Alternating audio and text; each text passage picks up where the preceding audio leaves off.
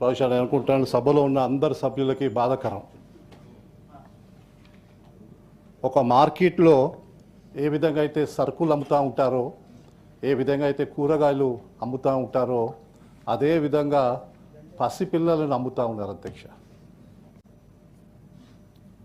అమ్మ ఒడి నుంచి, అమ్మ కడుపు నుంచి బయటపడిన పాప కొన్ని గంటల్లోనే ఆ పాపని అమ్మేస్తూ ఉన్నారు అధ్యక్ష. ఈ సంఘటన మన దేశంలో ఇంకా జరుగుతూ ఉంది, మన రాష్ట్రంలో కూడా జరిగింది.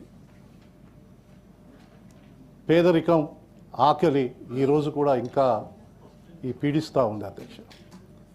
ఒక తల్లి 9 మాసాలు మోసి ఆ బంధుత్వాన్ని కూడా దూరం చేసుకొని ఆ ఆకలి ఆ పాపని అమ్మేస్తూ ఉన్నారు అధ్యక్ష. ఇది మన రాష్ట్రంలో జరుగుతూ ఉంది అధ్యక్ష. ఆడపిల్లలకైతే 3 నుంచి 4 లక్షలు, మగపిల్లాడైతే 5 నుంచి 6 లక్షలు అని చెప్పి ఒక మూట ఏర్పాటు చేసి ఈరోజు ఈ కొనుగోలు అమ్మకాలు జరుగుతూ ఉన్నాయి అధ్యక్ష. ఇది ముఖ్యంగా గుజరాత్, ఢిల్లీ, ఉత్తరప్రదేశ్ ఆ ప్రాంతం నుంచి మన హైదరాబాద్కి తీసుకొచ్చి మన హైదరాబాద్లో అమ్ముతూ ఉన్నారు. అదే పక్కన రాష్ట్రం ఆంధ్రప్రదేశ్లో కూడా అమ్ముతూ ఉన్నారు అధ్యక్ష. ఇది ఇల్లీగల్ యాక్టివిటీస్ అధ్యక్ష. అయినా కూడా ఇది ఎన్నో సంవత్సరాల నుంచి జరుగుతూ ఉన్నాయని చెప్తా ఉన్నారు.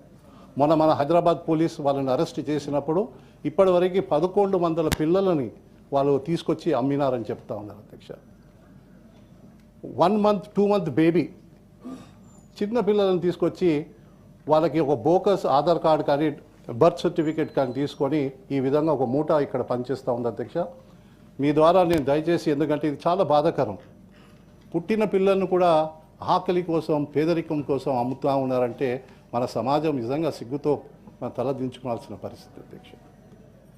ఇది సీరియస్గా దయచేసి మన ప్రభుత్వం, కనీసం మీ ద్వారా నేను ప్రభుత్వాన్ని పెద్దలు కోరుతా ఉన్నాను, దీన్ని కఠినంగా చర్యలు తీసుకొని వీలైతే చట్టంని కూడా ఏదైనా మార్చి ఇల్లీగల్ యాక్టివిటీస్ కానీ కొనుగోలు పసిపిల్లలకి ఏవైతే జరుగుతూ ఉందో అది కాకుండా చూడాల్సిందిగా నేను మీ ద్వారా ప్రభుత్వాన్ని కోరుతా ఉన్నాను అధ్యక్ష.